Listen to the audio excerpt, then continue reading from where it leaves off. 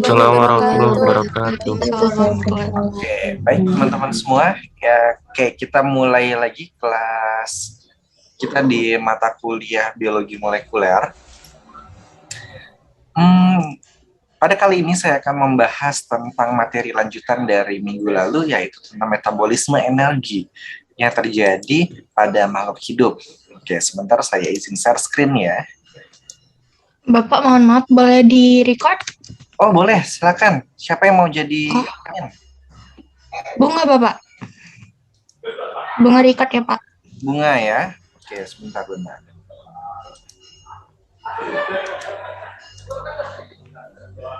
Oke, sudah ya Mbak Bunga ya? Iya, sudah, Pak.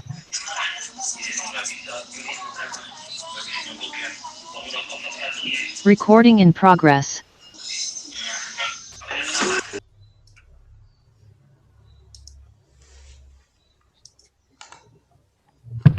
Sebentar. Komputernya macet. Oke, baik.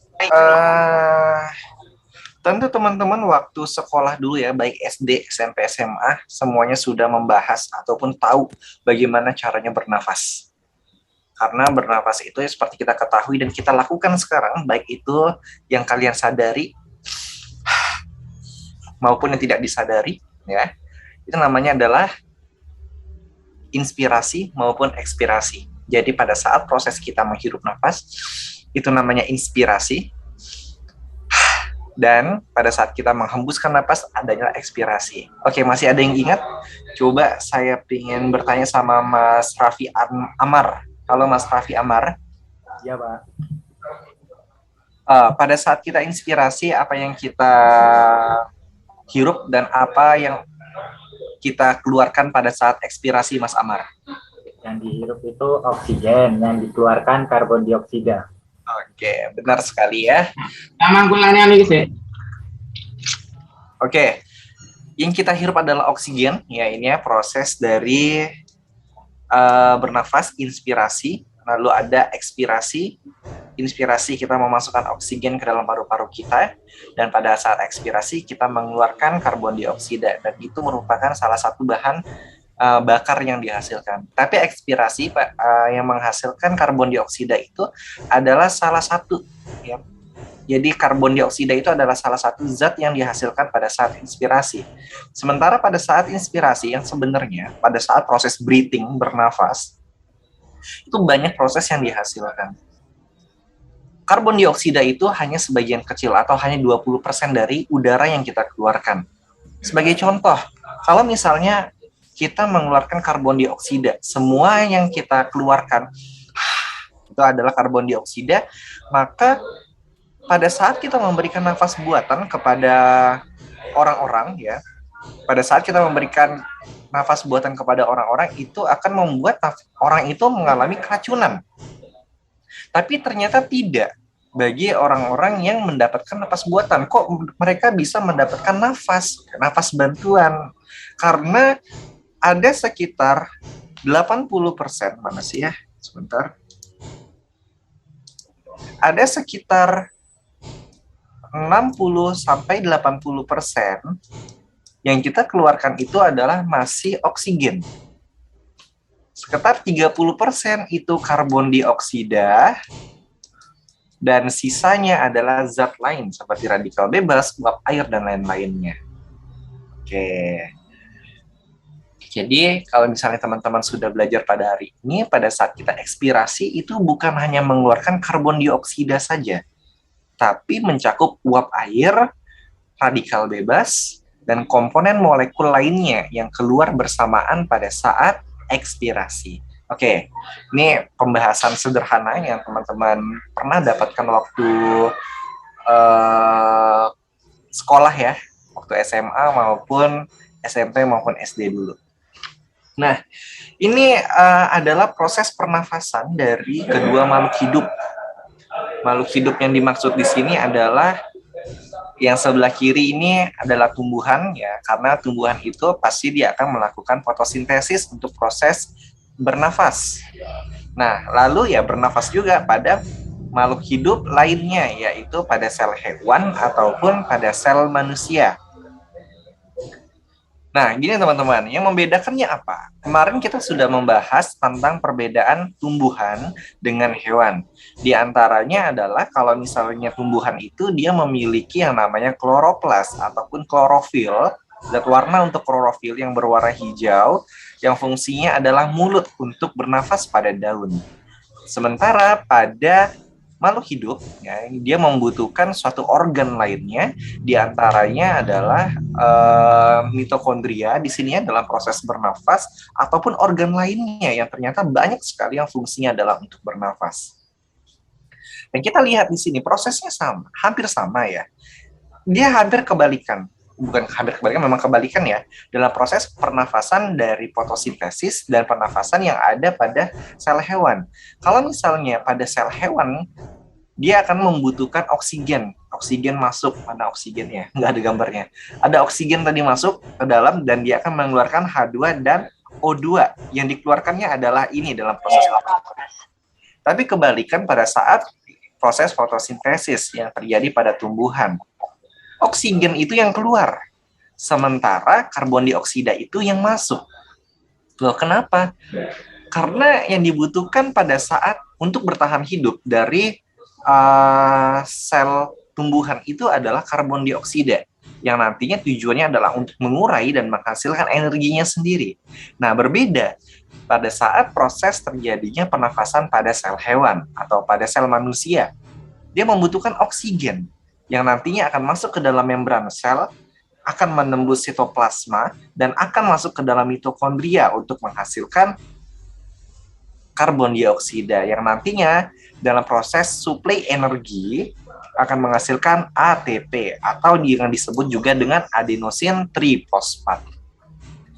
Kalau misalnya dalam proses pernafasannya tumbuhan disebut dengan fotosintesis, proses pernafasan yang terjadi pada makhluk hidup manusia ataupun yang terjadi pada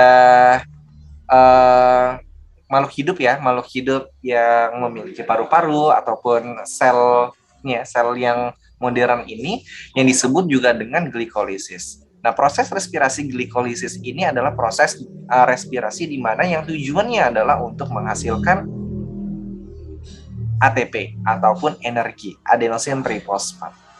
Nah, prosesnya panjang. Kalau tadi di sel hewan dia hanya membutuhkan karbon dioksida dan cahaya matahari untuk ada proses di mana produksi dari dia menghasilkan produksi glukosa. Nah, kebalikan nih. Kalau dia ada di sel hewan, dia malah membutuhkan glukosa dan membutuhkan oksigen. Yang nantinya, tapi pada sel tumbuhan dia nggak butuh ini ya, nggak butuh cahaya matahari ya untuk bernafas ya. Nanti proses glukosa ini akan masuk dalam proses glikolisis dalam tahapan awal. Ini yang disebut dengan anaerobik. Sebentar.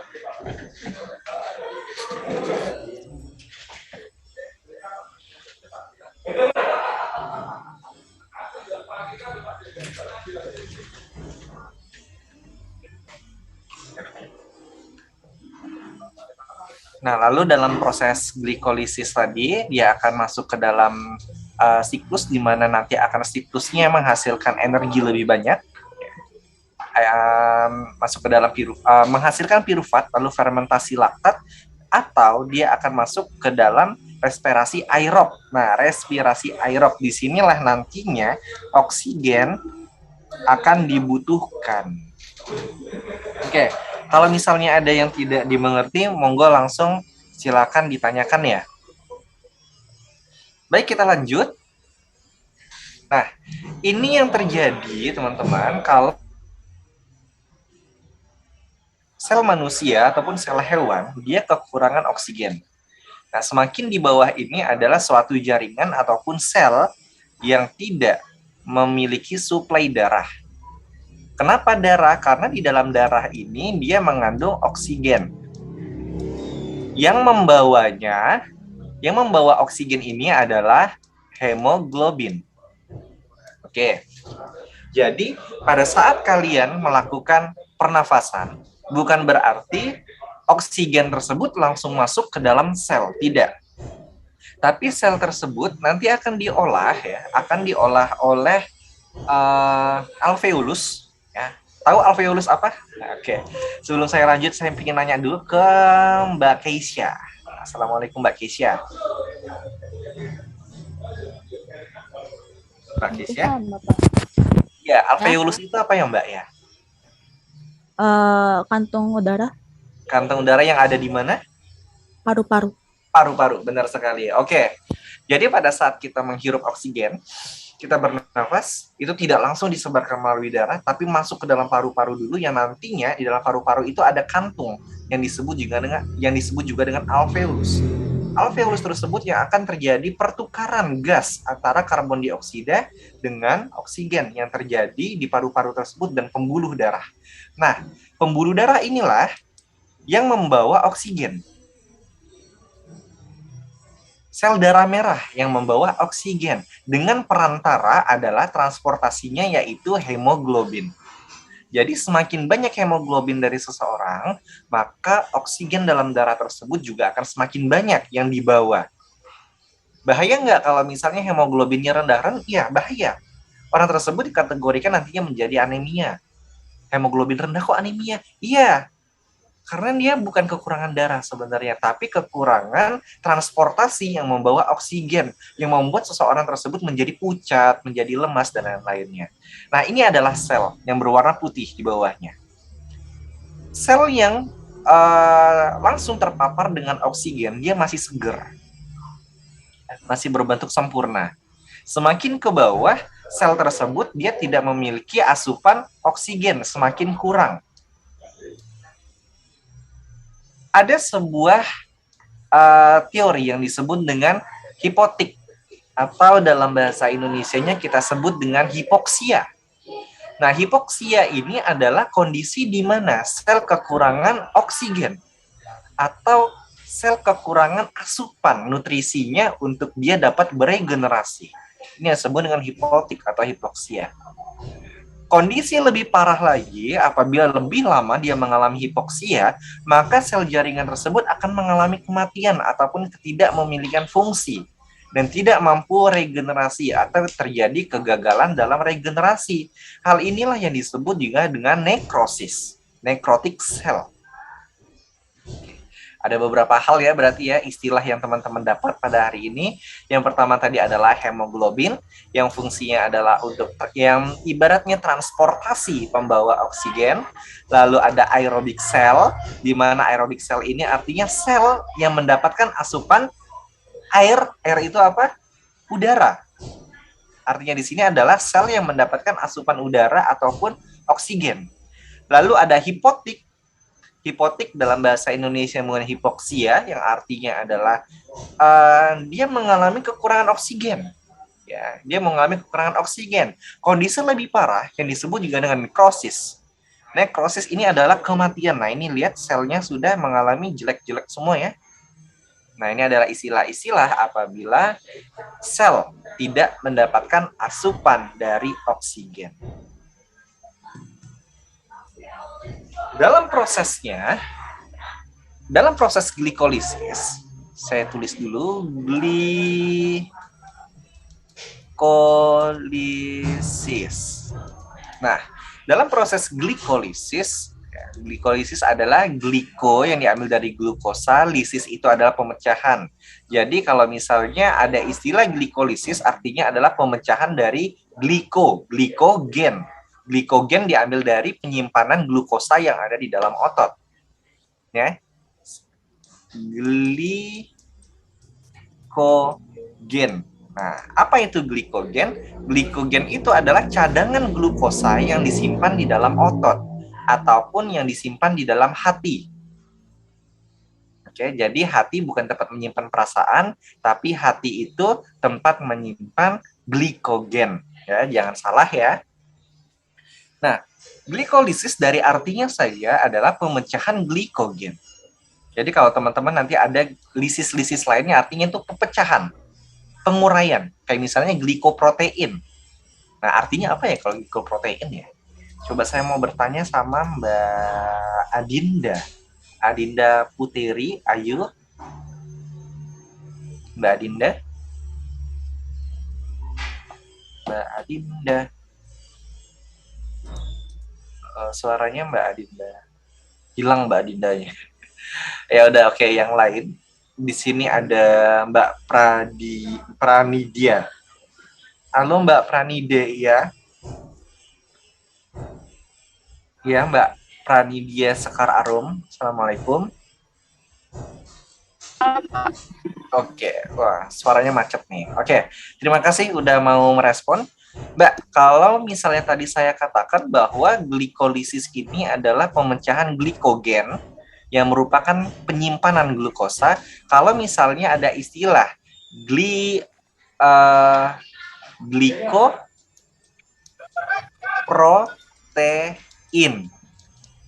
Apa maksudnya nih? Glikoprotein. Kok ada dua hal? Glikoprotein suatu protein yang mengandung oligosakarida. Apa itu oligosakarida? Waduh, bahasanya kok berat. Oke. Glikoprotein adalah glikogen, ya, pemecahan dari perubahan glikogen atau penyimpanan suatu energi yang berasal dari protein. Ya, oke. Kalau glikolisis ini adalah proses pemecahan dari glikogennya, sementara kalau ada glikoprotein artinya kalian mengkonsumsi protein. Banyak nih, hewani, nabati proteinnya. Lalu bisa nggak disimpan di dalam tubuh? Bisa. Disimpannya itu dalam proses glikoprotein. Ya. Atau glikolipid. Kalau glikolipid itu adalah proses di mana tubuh dapat menyimpan glikogennya yang berasal dari lipid atau yang disebut juga dengan lemak. Nah, jadi sumber makanan kita itu yang pertama ada gula, ya, gula, lalu ada lemak,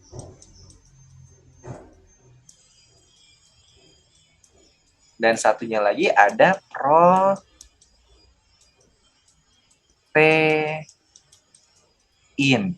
Nah, kalau dari tiga hal ini, coba saya mau nanya Mbak Sinta. Assalamualaikum Mbak Sinta Claudia Saputri. Waalaikumsalam, Pak. Mbak, ternyata ada tiga sumber energi kita. Yang pertama itu adalah gula, lemak, dan protein. Kira-kira mana sih yang paling mudah untuk dicerna? Ulang, Pak, putus-putus suaranya. Aduh, belum ada hubungan udah putus saja ya.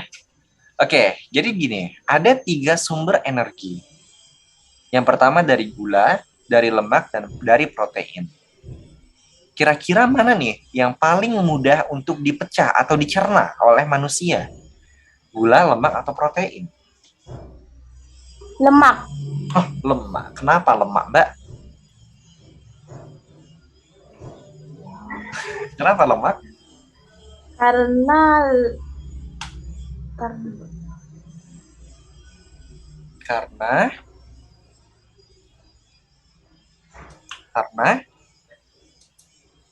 Karena apa?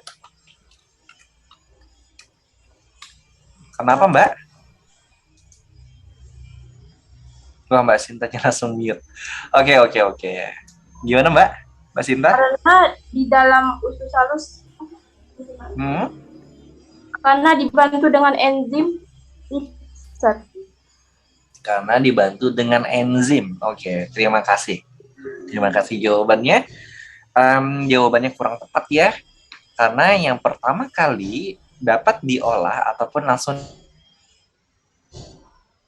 itu adalah gula. Karena gula itu langsung masuk proses glikolisis. Dia langsung, ya glukosa ya di sini ya. Dia langsung dalam proses glikolisis. Sementara yang kedua yang dapat diolah dengan cepat yaitu adalah protein. Dan yang paling susah untuk dicerna itu adalah lemak. Lemak ini membutuhkan proses yang lama, membutuhkan proses yang tahapannya lebih panjang untuk diolah menjadi energi. Nah, jadi kalau misalnya teman-teman makan makanan yang berlemak, gitu ya, itu akan lebih lama kenyang, tapi lebih lama diolah menjadi energi. Yang terjadi kalau misalnya teman-teman makan lemak banyak, makan protein yang banyak, itu malah jadi ngantuk. Kenapa? Karena prosesnya lebih susah. Makanya kalau makan daging ya, yang berlemak gitu, jadinya habis makan ngantuk. Karena proses pengolahannya yang panjang. Yang paling cepat itu adalah glukosa. Nah, gula ya, gula. Di sini ada glukosa, ada fruktosa, dan ada komponen lainnya. Dan teman-teman yang udah mungkin banyak di iklannya yang mengatakan bahwa glukosa itu adalah zat yang paling mudah, gula gitu ya. Dia benar zat gula. Tapi di bawahnya glukosa itu ada namanya fruktosa yang dia lebih gampang untuk diurai. Nanti dalam prosesnya di sini glikolisis ya. Kalau tadi menggunakan enzim, semuanya menggunakan enzim untuk memecahkan. Segala bentuk lisis ya, segala bentuk lisis ini nanti akan membutuhkan enzim. Nah, kita akan bahas enzim nanti. Nanti. Nah, dalam prosesnya teman-teman, dalam pemecahan glukosa itu dibagi menjadi 2 tahap. Yang pertama adalah dengan menggunakan akan menjadi tahapannya laktat aksid fermentasi atau asam laktat, fermentasi asam laktat. Oke, walaupun tidak jauh berbeda sebenarnya. Dan yang kedua, fermentasi dari glukosa itu bisa berasal dari alkohol. Nah, ini yang biasanya teknologi pangan yang menggunakan teknologi ini untuk menghasilkan suatu alkohol yang kadarnya tinggi. Misalnya yang berasal dari tape, yang berasal dari beras, untuk menjadi sebuah zat yang memiliki etanol di dalamnya. Tapi ini yang terjadi pada tumbuhan. Tapi kalau terjadi pada hewan ataupun manusia, dia akan melewati tahapan asam laktat fermentasi. Nah, apa itu asam laktat fermentasi? Nah, kita akan bahas di halaman berikutnya dalam proses glikolisis. Nah, jadi proses glikolisis ini adalah proses di mana dia akan proses pemecahan molekul glukosa untuk menjadi 2 molekul pirufat. Untuk menjadi 2 molekul pirufat. Nah, di halaman sebelumnya dijelaskan. Glukosa dalam proses glikolisis dia akan berubah menjadi 2 asam pirufat, sama seperti juga dengan di fermentasi alkohol juga. Nah, lalu nantinya dia akan menghasilkan energi yang sangat besar berupa ATP, ya ini untuk energi, dan NADH untuk sintesis, untuk proses berikutnya ya. Untuk menghasilkan suatu enzim maka dibutuhkan NADH. Tapi untuk menghasilkan suatu energi dibutuhkan ATP. Karena ATP itu pun energi itu sendiri. Dalam prosesnya, nah kita lihat di sini, teman-teman bisa melihat dalam proses glikolisis, tadi saya katakan bahwa fruktosa itu adalah gula sederhana. Ya, kenapa dikatakan sederhana? Karena dia sudah pecah. Sudah melewati 2 tahap setidaknya, yaitu glukosa dengan enzim heksokinase, dia akan berubah menjadi glukosa 6-fosfat. Lalu dengan enzim lagi dia akan berubah menjadi fruktosa 6-fosfat dan terus sampai menjadi pirufat. Nah, dalam proses lisis ini, dalam proses pemecahan ini, dia selalu membutuhkan ase. Apa itu ase? Ase yang dimaksud di sini adalah enzim. Artinya setiap pemecahan dari struktur molekul akan selalu membutuhkan enzim di dalamnya. Dia selalu membutuhkan enzim. Artinya betapa banyak enzim yang kita produksi dalam tubuh kita. Oh, jutaan enzim. Karena setiap lisis, setiap pemecahan akan membutuhkan enzim. Dan kita lihat di sini dalam tahapan glikolisis saja itu membutuhkan ada 10 tahap. Yang artinya membutuhkan 10 enzim di dalamnya. Yang nantinya hasil akhir berupa 2 ADP dan 2 ATP, ya, pirufat ya. Dalam pirufat ini menghasilkan 2 ATP dan 2 ADP dan pirufat aksid atau asam pirufat. Yang nantinya asam pirufat ini bisa berubah menjadi laktat.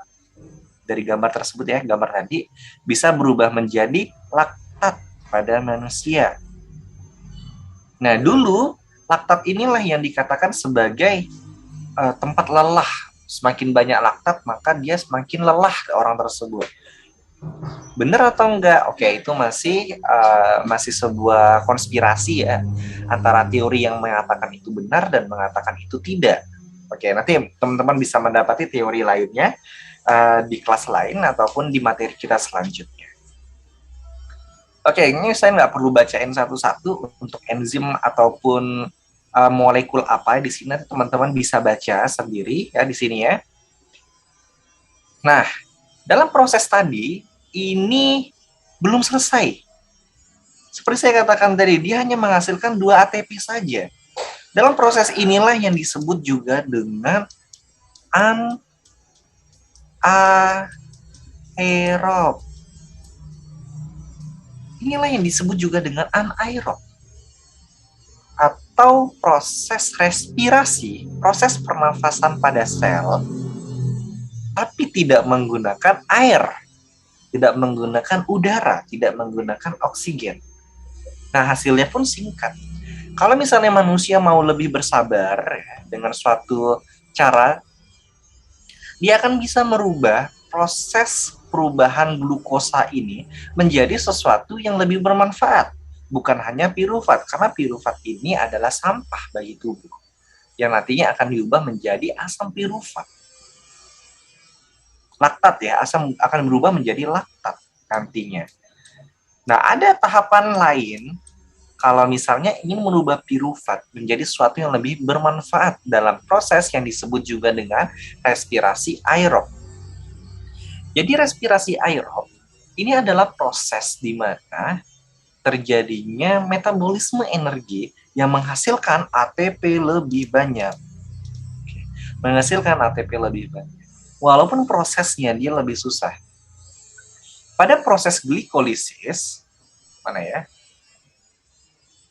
Pada proses glikolisis anaerob, gambar ini ya teman-teman ya, dari tulisan ini terjadi di sitoplasma, di membran sel saja. Dia terjadi di membran sel saja. Artinya ibaratnya ini ada sel. Ini bulat ya sel, ini dinding sel. Bisa ganti warna nggak sih?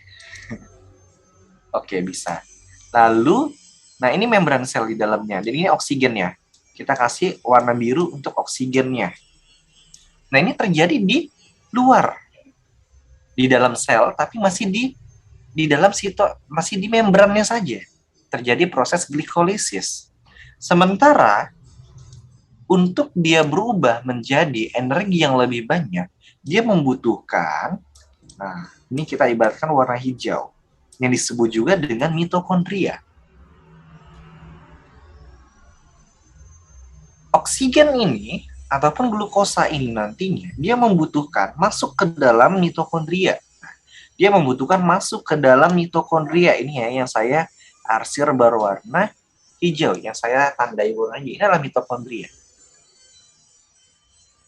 Dalam mitokondria ini kecil ya.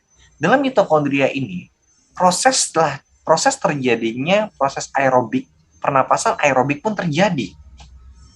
Yang dimana pada awalnya pada saat di luar ya, masih di sini nih, masih di sini. Nah, ini masih anaerobik. Kalau kita bersabar masuk ke dalam sel, ini yang disebut juga dengan masuk proses aerobik. Saya ulangi, kalau di luar tadi namanya anaerobik, kalau misalnya sudah masuk ke dalam mitokondria, disebut juga dengan aerobik metabolisme. Nah, proses ini membutuhkan waktu dan membutuhkan tahapan yang lebih lama. Kalau anaerobik itu, ya kalian cukup berlari sebentar gitu ya, ataupun kalian bernafas aerobik. Tapi pada saat kalian ngos-ngosan, pada saat kalian sudah mengucurkan keringat, pada saat berolahraga, nah proses aerobik pun terjadi. Kita lihat di sini, prosesnya panjang. Panjangnya itu hanya di tahapan anaerobik sebenarnya. Kita menghabiskan metabolisme kita, menghabiskan waktu di banyak hal di anaerobik. Tapi hasilnya sedikit, yaitu hanya 2 ATP saja. Dan 2 ATP pun nanti dia akan habis pada saat proses transport elektron dan siklus Krebs. Mana siklus Krebs ya? Enggak digambarkan di sini. Oke, di siklus Krebs. Ini siklus Krebs dalam ini ya, di dalam mitokondria. Ini siklus Krebs dan ini adalah transport elektron. Dia menghasilkan lebih banyak energi, teman-teman, nantinya. Kita lihat prosesnya. Nah, ini adalah tahapan dari penghasil energi. Yang saya katakan tadi bahwa glikolisis itu terjadinya di sitoplasma, di membran sel. Yang dibutuhkan adalah glukosa. Hasilnya hanya 2 ATP saja, sementara asam piruvatnya juga menumpuk. Tapi kalau misalnya kita bersabar, oksigen ini akan masuk ke dalam tahapan dekarboksilasi yang terjadi di matriks mitokondria. Ini asam piruvat, ya, nanti dia akan diubah menjadi asetil CoA, karbon dioksida, dan NADH. Dalam proses yang lebih panjang lagi, ini masih satu ya, ini an, dan ini adalah air. Oke, tahapan anaerobik ini satu, yaitu glikolisis di tahapan pertama.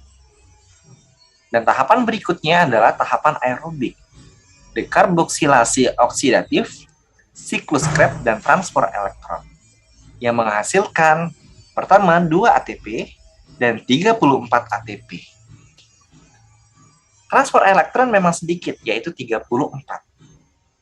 Siklus Krebs itu 20, banyak ya, dianya ke 34. Lalu siklus Krebs itu 2. Dan ditambah dengan glikolisis adalah 2. Jadi, proses pembakaran energi dari yang awalnya glukosa sampai tahapan akhir menghasilkan karbon dioksida dan CO2, dia membutuhkan totalnya adalah 38 ATP. Loh, kok 38 ATP? Siapa yang bisa menjelaskan ini? Coba saya mau bertanya dulu kepada teman-teman yang di sini. Mbak Mutiara Anissa. Assalamualaikum, Mbak Mutiara.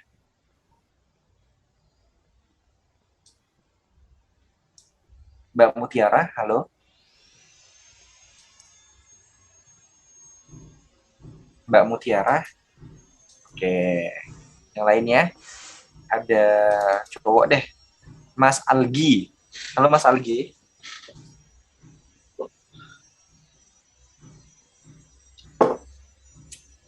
Mas Algi. Mute. Oke. Yang lain. Mbak Jihadilia. Mbak Jihadilia. Ya, Pak. Oke, Mbak Jihadilia. Tolong bantu saya dong, Mbak. Jelasin kepada teman-temannya kenapa kok bisa ada 38 ATP dalam respirasi aerob. Dijumlahin dari glikolisis, siklus Krebs, sama transport elektron. Oke, dijumlahinnya. Tapi kan benar. Kalau dijumlahinnya benar 38. Tapi kan kalau misalnya kita menghitung aerobiknya aja, itu kan ada 36, Mbak. Kan yang 2 ATP itu punya anaerobik. Lah kok hasil akhirnya 38? Kenapa, Mbak?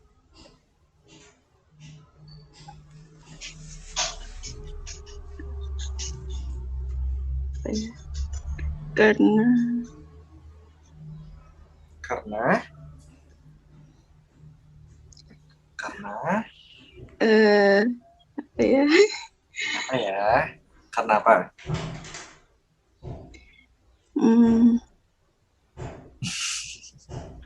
Cerah, Mbak? Ya, Mbak Jihad. Cerah ya. Nyerah. Iya, oke, baik. Terima kasih Mbak Jihadilia sudah merespon pertanyaan saya. Oke, kenapa 38? Kan proses aerobik itu cuma 26 kalau ditotalkan. Duanya itu dapat dari mana? Duanya dapat anaerobik. Pak, kok bisa, Pak? Katanya aerobik, katanya hasil akhir aja. Hasil akhir kan aerobik. Karena semua proses aerobik itu, dia akan melewati proses tahapan anaerobik. Nggak bisa dalam suatu unsur pemecahan glukosa itu tiba-tiba dia langsung masuk ke proses aerobik. Langsung masuk ke siklus Krebs dan transport elektron, nggak bisa. Semuanya itu harus melewati glikolisis. Kenapa? Kok glikolisis ini menghasilkan 2 ATP? Kok sedikit banget? Karena prosesnya yang panjang dan ribet. dia menghabiskan waktu untuk ya menghasilkan enzim, pemecahan dan lain-lainnya. Padahal setiap enzimnya ini dia membutuhkan 2 ATP dan menghasilkan 2 ATP. Artinya habis dipakai. Dan hasil akhir yang ada di piruvat ini terakhir 2 ATP. Itu jadi kombinasi ya teman-teman ya. Antara siklus Krebs, transport elektron, dan glikolisis kalau misalnya dijumlahkan 38. Kalau misalnya saya bertanya, berapa ATP yang dihasilkan dalam proses aerobik? Ya. Kalau proses aerobiknya saja berarti 36. Kalau misalnya anaerobik 2. Tapi kalau misalnya saya bertanya atau ada sebuah pertanyaan, berapakah energi yang dihabiskan dalam 1 kali respirasi aerob? Kalau dalam 1 kali respirasi aerob artinya 38. Tapi kalau respirasi aerob saja maka 36. Oke, ini permainan kata.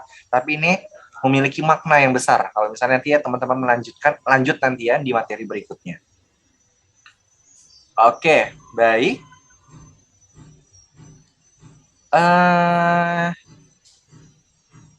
Sebentar. Oke. Teman-teman silakan kita buka sesi pertanyaan. Materi saya sedikit aja pada hari ini karena kalau misalnya terlalu banyak nanti pusing. Monggo silakan, ada pertanyaan? Ada, Pak. Ya, silakan. Siapa ya? Gita Sofwa dari kelas Iya. B. Mbak, kok Ini hijau? Oke, agak ke depan sedikit materinya, Pak. ke depan. Oke. Tadi kan Bapak kasih pertanyaan yang paling susah dipecah itu apa antara lemak, protein, sama glikosa. Dan yang paling gampang dipecah itu kan glikosa karena langsung jadi energi. Dan yang paling susah lemak. Pertanyaan saya, kenapa lemak susah dipecah, Pak? Karena apa? Terima kasih. Kenapa lemak susah dipecah? Karena dia harus melewati tahapan glikolipid terlebih dahulu. Itu satu. Lalu molekul lemak itu dia lebih susah terurai dibandingkan dengan gula. Lemak dia akan langsung tersimpan di jaringan adiposa. Jaringan adiposa itu di mana? Di bawah kulit sebelum otot. Jadi kalau teman-teman misalnya bukan body shaming ya, tapi kalau misalnya teman-teman bertemu dengan teman-teman yang besar badannya, sebenarnya itu bukan ototnya, tapi itu adalah jaringan lemak yang yang bertumpuk di sana. Lalu dalam prosesnya itu membutuhkan sistem aerobik. Nanti adalah proses exercise di mana ada tahapan exercise ya. Nanti teman-teman juga akan memahami yang namanya denyut nadi maksimal. Okay. Masing-masing orang itu setiap orang itu akan berbeda nantinya. Dan itu yang menentukan exercise nantinya. Dan untuk pembakaran lemak itu membutuhkan exercise. Lalu pembakaran lemak itu terjadi pada saat tahapan glukosa itu sudah hilang, pada saat tahapan protein itu sudah hilang. Pertama glukosa. Kenapa glukosa yang diuraikan? Karena glukosa itu sederhana sekali, dan gampang dipecah dalam proses glikolisis. Glikolisis langsung dipecah menjadi sebuah piruvat. Tapi kalau misalnya glikolipid atau glikoprotein, dia membutuhkan tahapan yang disebut dengan glikoprotein ataupun glikolipid. Nah, tahapan prosesnya itu panjang juga, teman-teman. Nanti kita bahas di pertemuan berikutnya. Tahapan itu panjang. Nah, selain itu, seperti saya katakan tadi, lemak itu baru digunakan pada saat glukosa itu sudah habis. Pada saat protein itu sudah habis dalam cadangannya. Oke. Nah, itulah alasannya kenapa sih kok kalau misalnya orang pingsan di rumah sakit ataupun dimanapun dalam keadaan lemes, gitu ya, kayak menjadi obat segalanya. Kenapa? Karena bukan teh manisnya, bukan teh hangatnya, tapi melainkan gulanya. Gula itu akan memberikan energi langsung kepada manusia yang mengkonsumsinya untuk dia mendapatkan kesadaran. Tapi salah kalau misalnya teman-teman ada di rumah sakit mendapati protein yang padat ataupun mendapati sebuah makanan yang kadar lemaknya tinggi. atau sakit nih, kalian sakit, lalu mengkonsumsi makan makanan yang berlemak, itu tidak akan menjadi solusi karena tahapannya yang lebih susah lagi. Contohnya pada saat puasa. Puasa itu dalam biologi molekuler ataupun yang lebih keren bahasanya ya, namanya adalah kalori restriction, pembatasan kalori. Kalori itu berasal, paling pertama itu adalah dari gula. Pada saat gula itu udah habis, pada saat puasa ya, gula itu habis, maka barulah dia menggunakan lipid. Dan lipid itu, lemak, baru bisa dicerna, ya, seperti saya katakan tadi, pada saat dia berolahraga, dan itu pun cadangan gulanya sudah habis, atau puasa. Dia sama sekali nggak makan lebih dari 5 hari, 1 minggu ya, baru dia menggunakan lipidnya.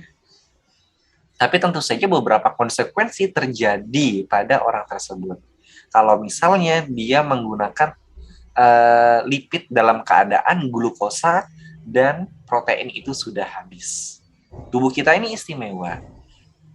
Glikogen yang saya katakan tadi, glikogen, cadangan energi kita itu disimpan di 2 tempat. Yang pertama ada di hati, di hepar, porsinya paling besar di sana, dan yang kedua adalah di otot. Nah, jadi teman-teman kalau misalnya puasa, diet, teman-teman diet nih. Tahu diet ya, artinya nggak makan berhari-hari. Sebenarnya itu bukan menghilangkan lemak, tapi menghilangkan massa otot. Yang didapati memang tubuhnya kecil, ramping, langsing. Tapi yang hilang itu adalah massa otot. Kenapa massa otot yang hilang? Karena kalau misalnya gulanya sudah habis, tahapan berikutnya yang akan hilang adalah massa otot. Nah, dalam kasus tertentu ada yang disebut dengan sakropenia. Ya, sakropenia. Di mana kehilangan massa otot yang merupakan patologis dan tidak bisa kembali seperti semula. Mbak Gita? Baik, Pak. Terima kasih. Feedback? Silakan feedback. Ada feedback? Cukup. Saya. Oke. Nanti ya kita bahas lebih detail lagi tentang glikolisis dan glikolipid. Oke, yang lain, monggo ada pertanyaan, silakan. Iya, Pak. Mas Raffi Amar, monggo silakan Mas Raffi. Izin bertanya, Pak. Kan tadi gula kan paling cepat terurai ya, Pak ya? Iya. Terus ada kaitannya nggak, Pak, dengan penyakit diabetes? Diabetes kan karena tingginya kadar gula dalam darah. Kira-kira apakah ada kaitannya sama proses respirasi ini atau kerusakan di yang lainnya? Baik. Dalam proses respirasinya, penyakit diabetes mellitus itu tidak sama sekali berhubungan. Ya. Jadi dalam proses inspirasi, respirasi itu tidak berhubungan antara penyakit diabetes dengan respirasi tidak. Tapi terhadap gulanya, ya terhadap glukosa iya. Karena suatu kondisi penyakit diabetes itu, sebentar ya.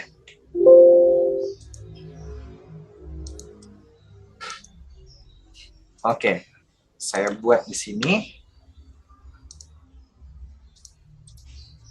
Diabetes mellitus itu adalah penyakit metabolisme, di mana ia mengalami kekurangan ataupun permasalahan insulin.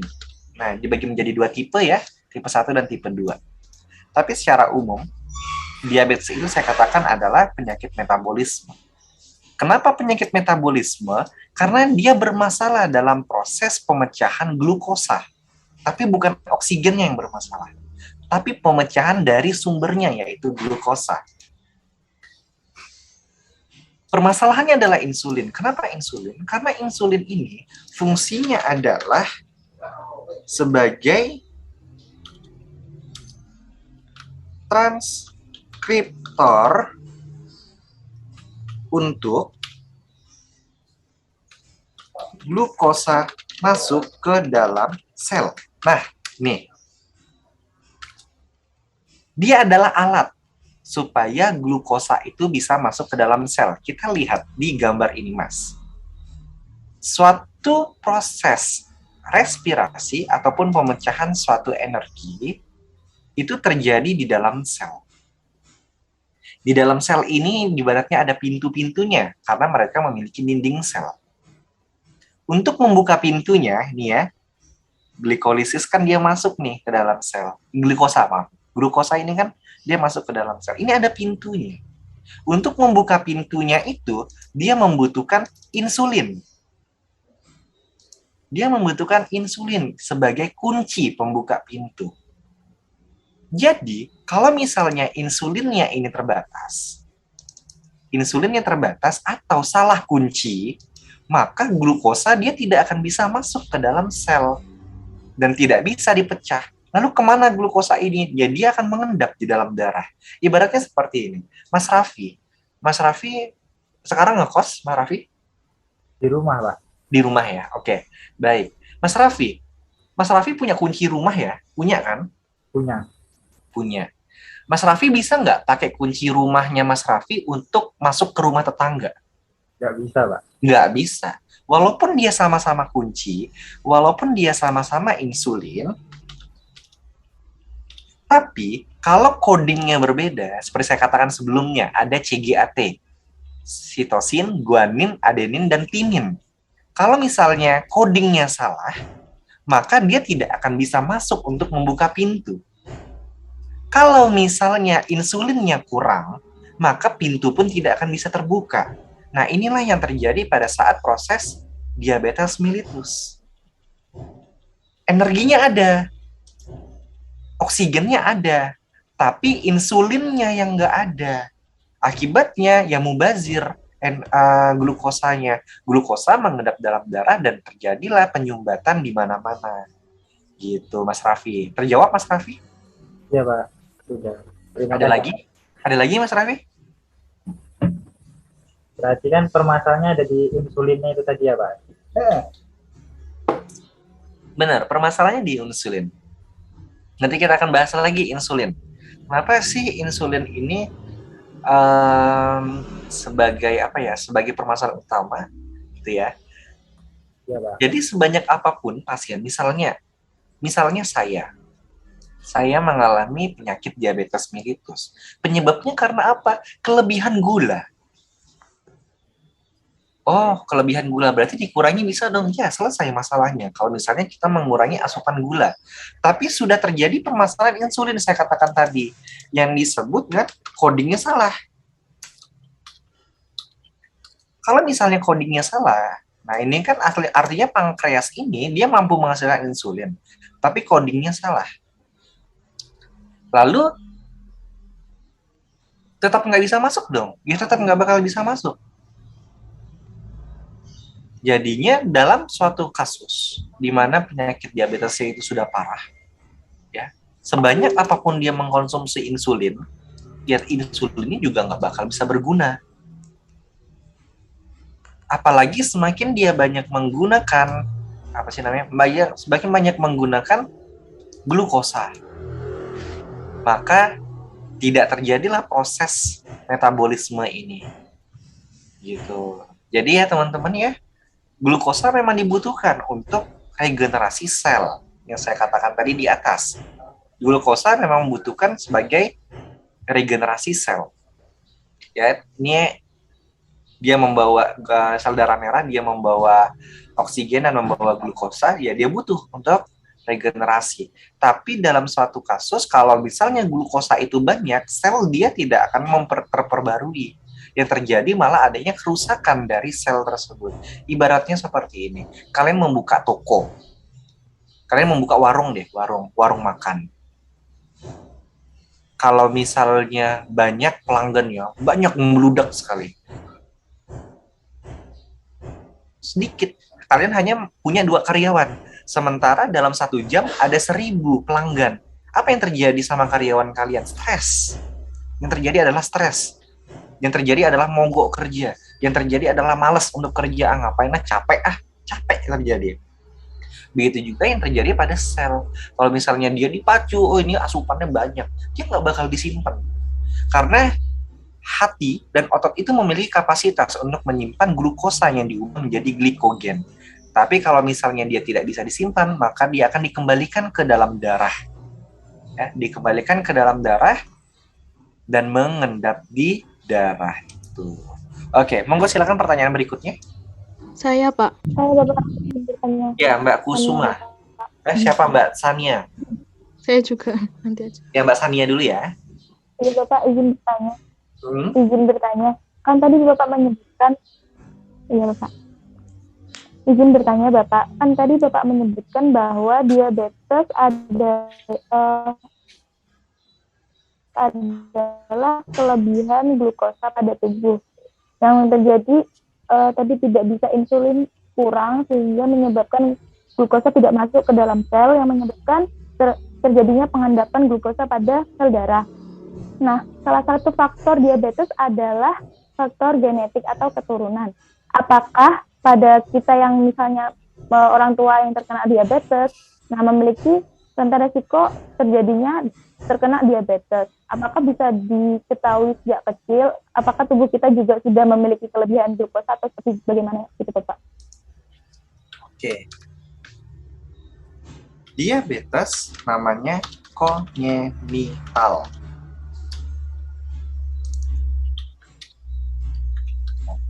Diabetes kongenital itu adalah suatu permasalahan metabolisme diabetes yang diturunkan dari generasi sebelumnya.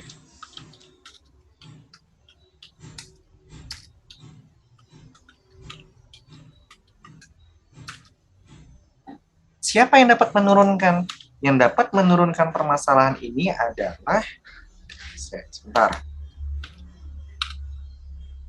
mitokondria dari sperma. Mitokondria dari sperma. Artinya maksudnya apa dari sperma? Dari pria yang dapat menurunkan kepada anaknya. Apakah wanita memiliki faktor? Ya, memiliki faktor, tapi lebih besar pria.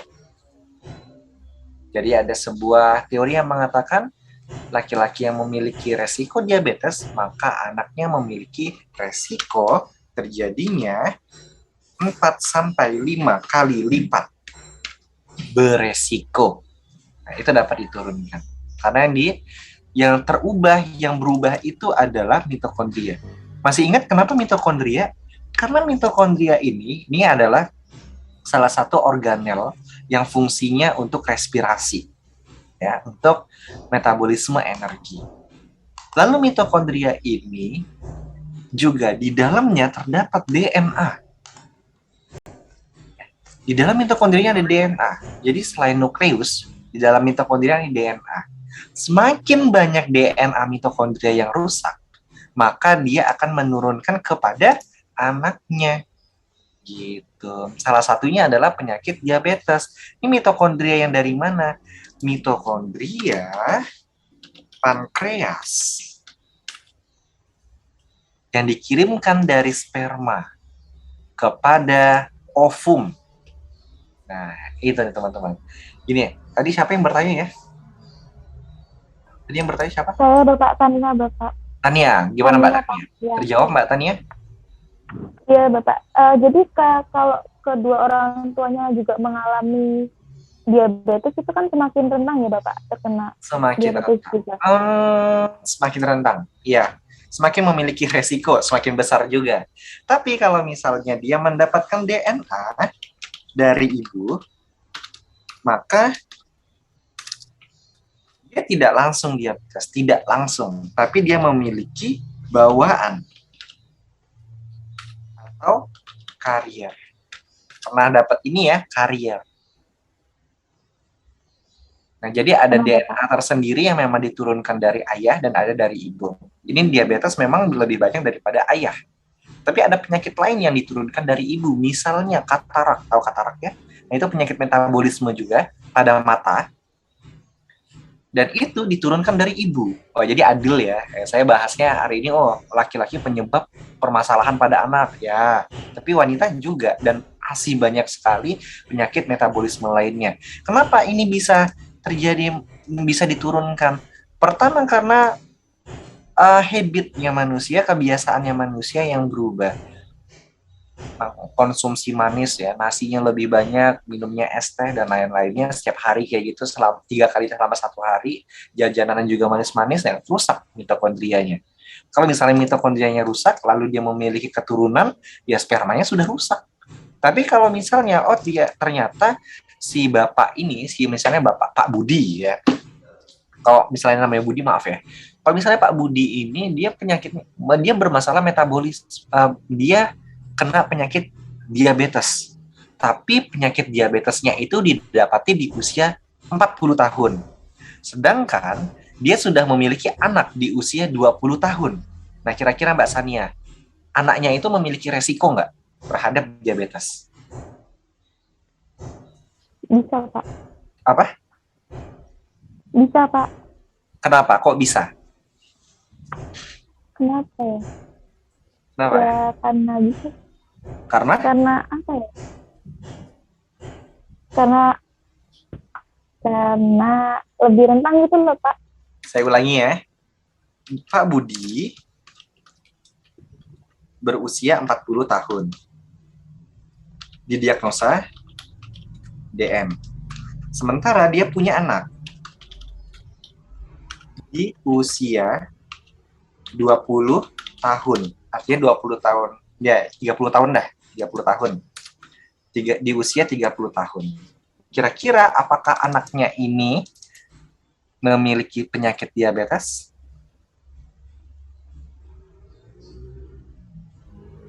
Mohon maaf Pak, sebelumnya Bapak Budi itu didiagnosa diabetes ketika umur 40 tahun ya?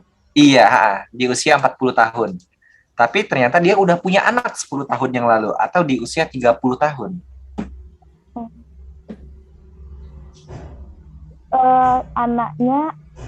Anaknya itu bisa terkena, tapi belum, maksudnya kayak bawaan gitu loh Bapak. Iya, oke, Apa benar. ya namanya? Anaknya Belum terkena, bawaan gitu loh, anaknya terkena. bisa aja terkena. Tapi Bisa terkena. Tapi Bisa bisa aja. diantisipasi juga Bapak. Oke, baik, terima kasih Mbak Sania. Nah, jadi anaknya ini bisa aja dia terkena, Iya Bapak. tapi resikonya dia tidak lebih besar. Kenapa? Karena Pak Budi ini punya anak sebelum dia didiagnosa DM. Anak ini memiliki resiko kalau misalnya pola hidupnya sama seperti Pak Budi. Sebagai contoh adalah banyak mengkonsumsi gula, merokok, beralkohol, minuman beralkohol, dan lain-lainnya, maka memiliki resiko. Oke, gitu ya. Mbak Sania, terjawab Mbak Sania? Iya Bapak, terima kasih. Oke, kalau belum terjawab, ngomong ya. Iya Bapak, sudah paham. Baik. Terima kasih. Tadi Bapak. ada lagi siapa itu yang mau bertanya? Silakan. Izin Pak. Mbak Khairunisa. Ya, silakan Mbak Khairu. Izin bertanya Pak, apakah setiap ibu hamil bisa mengalami diabetes gestasional dan apakah itu dikarenakan oleh perubahan hormon atau insulin yang rusak Pak? Ibu hamil DM. Kok bisa ya ada ibu hamil dia DM, tapi terjadi hanya pada saat itu saja? Pada saat hamil saja. Kenapa? Wajar, Mbak. Itu wajar sekali. Bahkan semua ibu yang hamil, dia memiliki kadar insulin, kadar glukosa yang lewat dari 150 mg per desiliter. Itu wajar. Karena memang konsumsi dari ibu hamil ini yang memang membutuhkan banyak energi, tapi pengolahannya yang lama. Dan itu juga bawaan dari janin. Jadi wajar ya, selain polanya juga, kan pola ibu hamil makan apa-apa juga dituruti gitu ya. Pengen makan yang manis, pengen makan itu, pengen makan tengah malam, pengen bla bla bla bla bla, diturutin semuanya. Nah, maka wajar kalau misalnya ibu hamil itu memiliki kadar glukosa di atas 150 mg per desiliter. Tapi nanti akan menurun atau hilang pada saat setelah kehamilan atau menyusui. Oke, jadi jangan khawatir kalau misalnya ibu-ibu ini memiliki kok kadar gulanya tinggi pada saat hamil. Oke, itu nggak masalah. Yang terpenting tidak melebihi 250 mg per desiliter. Oke. Mbak Herunisa? Ya, baik Pak. Berarti itu bukan dikarenakan karena perubahan hormon ya Pak? Ya, perubahan hormon. Memang perubahan hormon yang terjadi pada ibu tersebut karena kan banyak ya LH, FSH, lalu FSH ya. LH, FSH, terus ada prolaktin, estrogen, progesteron, relaksin, dan hormon-hormon lainnya yang memang merubah metabolisme dari dalam tubuh si ibu itu. Selain dari faktornya, faktor memang ibu itu pengen makan apa diturutin gitu ya. Jadi itu normal, nggak masalah pada ibu hamil. Ya, baik Pak. Terima kasih banyak Pak. Yang masalah itu kalau misalnya kadar glukosa pada ibu hamil itu di bawah 90 mg per desiliter. Nah, ini bermasalah. Kenapa? Karena dia kekurangan energi. Dia harus membutuhkan makan nih, kurang makan nih kalau misalnya kadar glukosanya di bawah 90. Pingsan biasanya nih dalam kondisi ini. Oke, Mbak Khairunisa. Semoga kehamilannya lancar ya, kelahirannya lancar nanti. Terima kasih, Mbak. Ya, sama-sama. HPL-nya kapan, Mbak? Yes. Bukan saya yang hamil, Pak. Oh iya, oke. Semoga disegerakan ya, Mbak Khairunisa ya. Jangan dulu, Pak. Oh, jangan dulu, kenapa? Oke, baik. Yang lain silakan. Ada pertanyaan nggak? Ya, Pak. Ini kok dari tadi ya, tentang DM terus ya. Tema kita yang besarnya itu metabolisme loh. Bukan DM-nya loh. Ada di patologi umum nantinya, patologi fisioterapi. Oke. Silakan siapa? Mbak Kusumandari. Ya. Pertanyaan. Tadi Bapak menjelaskan bahwa semakin banyak hemoglobin berarti semakin banyak kadar oksigen. Lalu kalau kekurangan hemoglobin kan akan menyebabkan anemia. Lalu apakah yang terjadi jika di tubuh kita kebanyakan hemoglobin? Terima kasih, Pak. Kalau kebanyakan hemoglobin itu bagus, Mbak. Batas saturasi oksigen itu kan rata-rata manusia kalau normal itu ada 99%. Artinya setiap keping darah itu membawa 1 keping hemoglobin. Itu bagus gitu. Artinya kalau misalnya semakin banyak ya nggak apa-apa. Hemoglobin itu dia akan selalu mengikat di sel darah merah. Jadi nggak mungkin ada hemoglobin itu dia lepas dari sel darah merah, itu nggak mungkin. Dia akan selalu melekat di sel darah merah dan membawa oksigen. Jadi semakin tinggi semakin bagus. Artinya pernapasannya juga semakin bagus. Kenapa dalam kasus COVID saturasi oksigennya rendah? Karena ya dia kesulitan bernapas. Ada permasalahan pengolahan dari perpindahan kadar oksigen dengan karbon dioksida itu terjadi. Dan hemoglobinnya tidak melekat pada sel darah merahnya itu.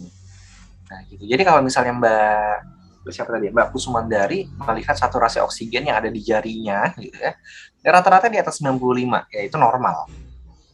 Itu yang normal, gitu ya. Yang bermasalah itu kalau misalnya di bawahnya itu. Nah, sebagai contoh, ada suatu kasus di mana permasalahan ya kayak misalnya COVID ini ataupun penyakit jantung lainnya, di mana oksigennya itu dia saturasinya rendah, hemoglobinnya rendah. Akan menyebabkan apa? Salah satunya adalah lemas, pingsan, kebiruan pada ekstremitas. Kalau kok kenapa kebiruan? Kebiruan itu adalah tanda tubuh sedang mengalami hipoksia.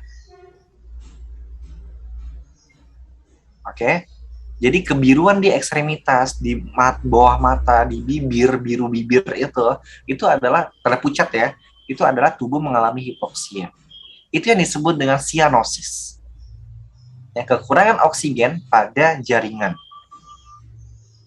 Semakin distal atau semakin ujung tubuh, maka oksigen ini nggak bakal sampai karena habis dulu pada bagian proksimal.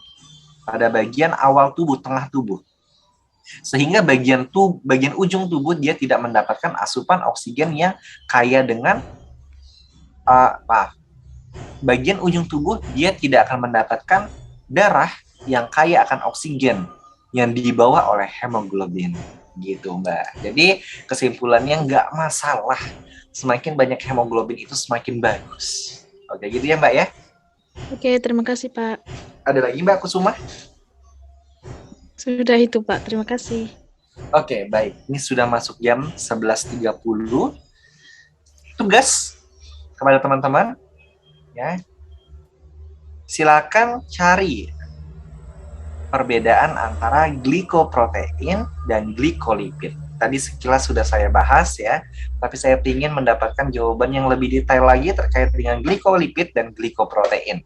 Karena pada hari ini saya sudah membahas tentang